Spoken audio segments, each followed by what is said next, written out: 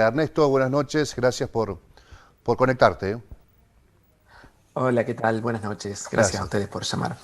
La primera que es de formas y casi obligada. ¿Escuchaste el anuncio del presidente? ¿Qué te pareció si lo escuchaste? Mira, lo leí Ajá. porque justo estaba haciendo otra cosa, no lo podía escuchar, pero leí todas las medidas y demás. Así que ¿Qué te pareció? eh, ¿Qué te parece a priori? mir- me parece que son medidas imprescindibles, digamos, en este momento. Quizás creo que un poquito tardías. Yo creo que estas cosas deberían quizás haberse aplicado un poco antes para no llegar a esta situación. Pero sí, de todas formas sí, son imprescindibles. Creo que incluso faltan quizás más cosas, o sea, porque el nivel de contagios en el AMBA es impresionante. Y acá estamos en un camino similar, ¿no? Tampoco es que estamos mucho mejor, o sea, estamos simplemente un par de semanas atrás respecto de lo que está pasando en Buenos Aires. Ujú. La restricción de los encuentros sociales, me parece que ya no hay duda. Disciplina que consultes, disciplina que está de acuerdo, que ahí, en esos encuentros, se generan los mayores niveles de contagio. Esto ustedes lo venían diciendo hace mucho tiempo. El año pasado, cuando nos enteramos que estaban analizando las curvas de contagio, y hoy por hoy ya casi no hay discusión sobre esta situación, Ernesto, ¿no? Sí, sobre todo cuando se producen en espacios en interiores, o sea, lo que se ha demostrado, lo que hemos aprendido, digamos, en este año, digamos, de pandemia, es que este es un virus que se transmite esencialmente por aire y por lo tanto el riesgo mayor es cuando uno está en lugares cerrados. Por eso los encuentros sociales en casas son una de las fuentes mayores de contagio porque uno está en un lugar cerrado, sin barbijo. Entonces, creo que uno de los o sea, lo que tendríamos que haber aprendido, que algunos lo implementamos, digamos, por conocer, es si nos tenemos que encontrar con alguien, encontrémonos al aire libre, con barbijo, y así el riesgo de contagiarse es bajísimo. Ujú. Eh, ¿Qué estás observando vos y tu grupo de trabajo sobre, digamos,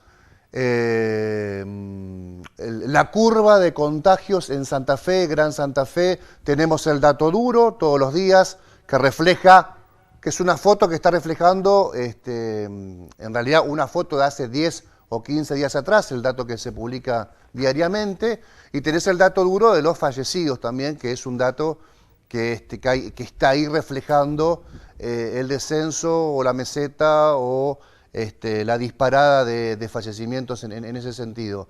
Qué dice la curva, por decirlo de algún modo, de los últimos 15, 20 días, Ernesto?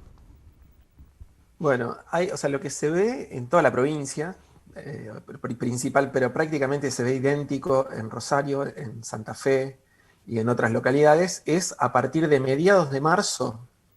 O sea, como si en mediados de marzo hubiera cambiado bruscamente la pendiente.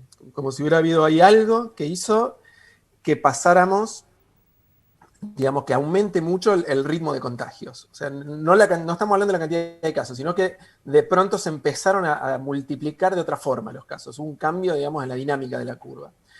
Eh, y eso se vio reflejado 10 días después. Y lo que estamos viendo ahora es, por ejemplo, que prácticamente cada 14 días, o sea, si dividimos el número de casos acumulados en los últimos 14 días por lo que hubo los 14 días anteriores, nos da un factor casi de 2. O sea, como que se están duplicando los contagios prácticamente cada 2 semanas.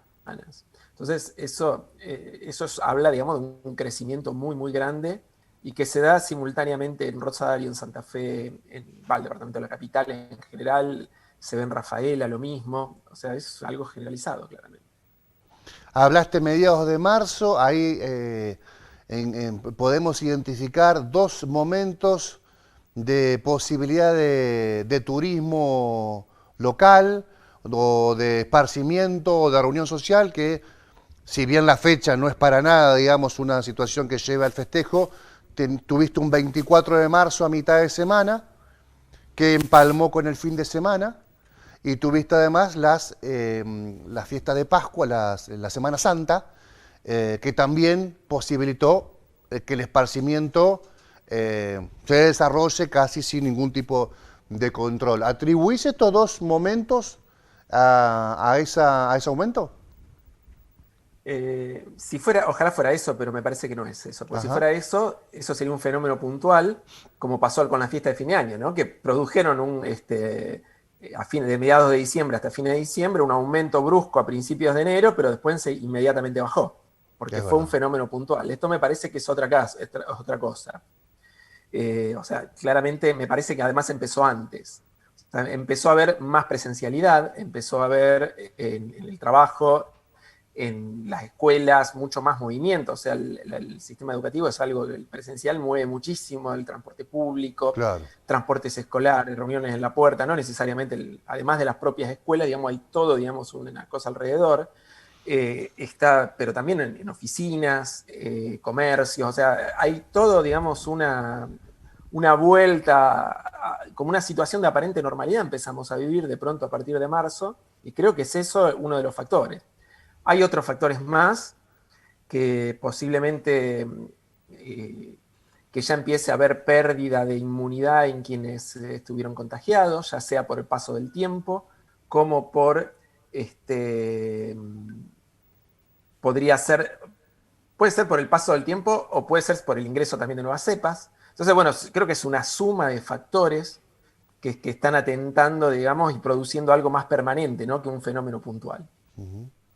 No sé si tenés el cálculo aproximado, pero volver a la presencialidad significa no solamente que el niño o el adolescente o el joven vuelva a la escuela, sino que vuelve a subirse al colectivo, vuelve a tener otros espacios comunes, vuelve el papá a levantarse y acompañarlo a la escuela, vuelve ese papá a relacionarse con otro papá u otra mamá, digo, porque el ejemplo puede ser en cualquiera de los casos, y ahí, digamos, no es solamente el alumno el que se moviliza a su alrededor familiares, amigos, otras personas que están en la calle nuevamente, que están en situaciones de compartir espacios nuevamente. La escuela ha sido motivo para tu grupo, para el CONICET, de bajarle la lupa, por lo menos en estos primeros momentos, a ver cómo repercutió esa presencialidad. Algo recién intentabas explicar desde este lugar, ¿no? De la vuelta a la presencialidad en las escuelas,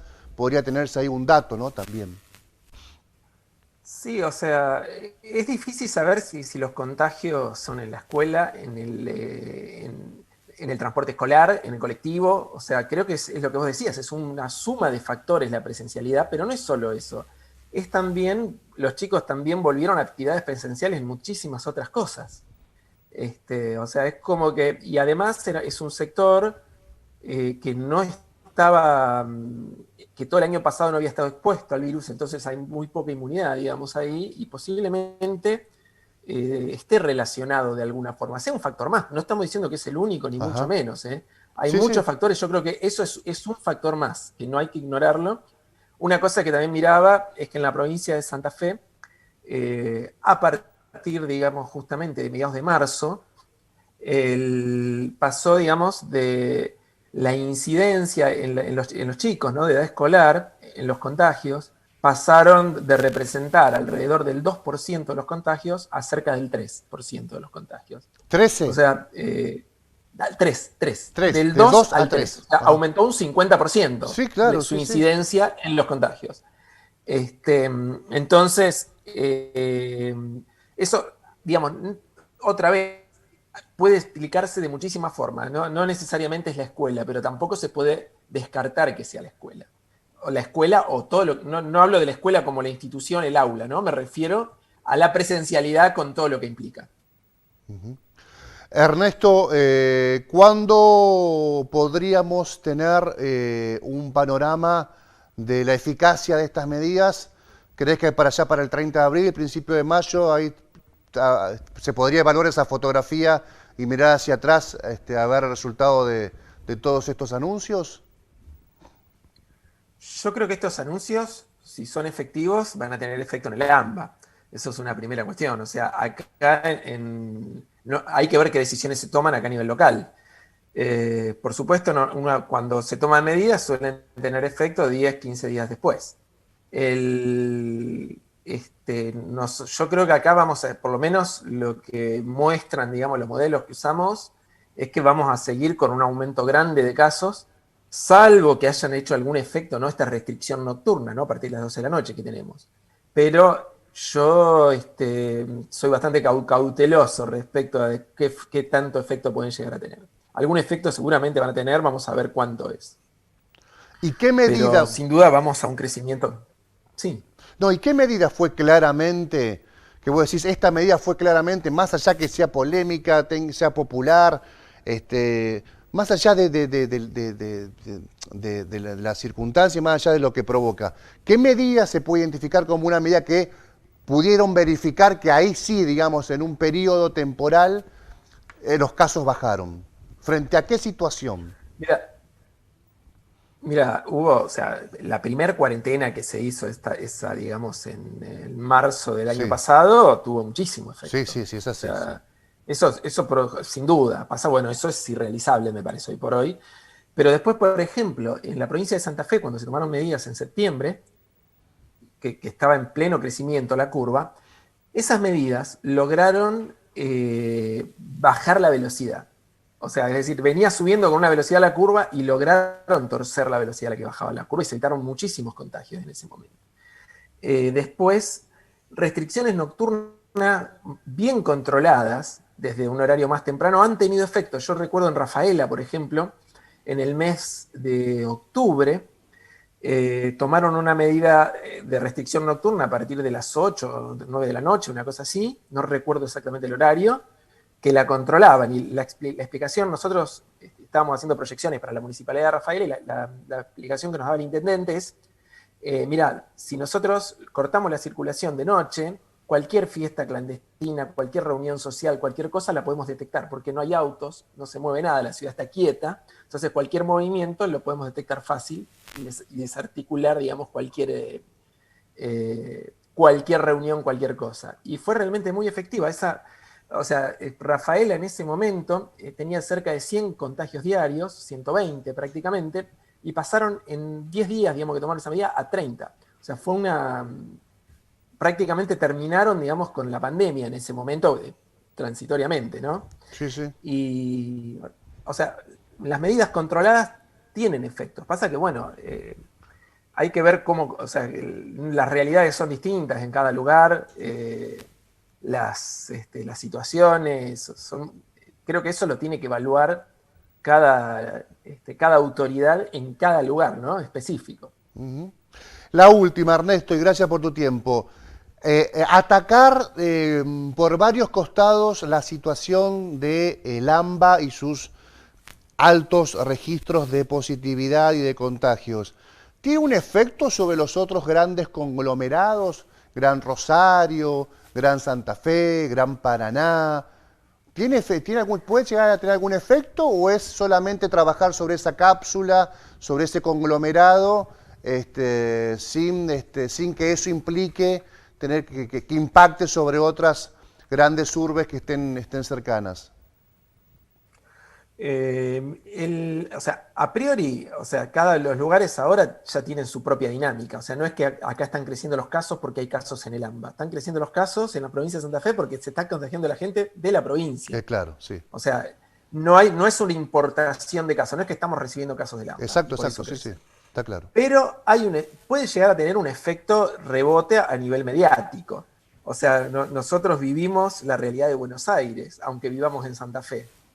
En todo momento. Entonces, el hecho de ver que la gente está restringida ya y que tienen las actividades restringidas y que ahí está pasando, ver todo lo que está pasando en el AMBA, que es lo que muestra la televisión. Nosotros, o sea, bueno, justamente estamos hablando ahora en un canal local, pero sabemos que el grueso de la audiencia mira la televisión de Buenos Aires.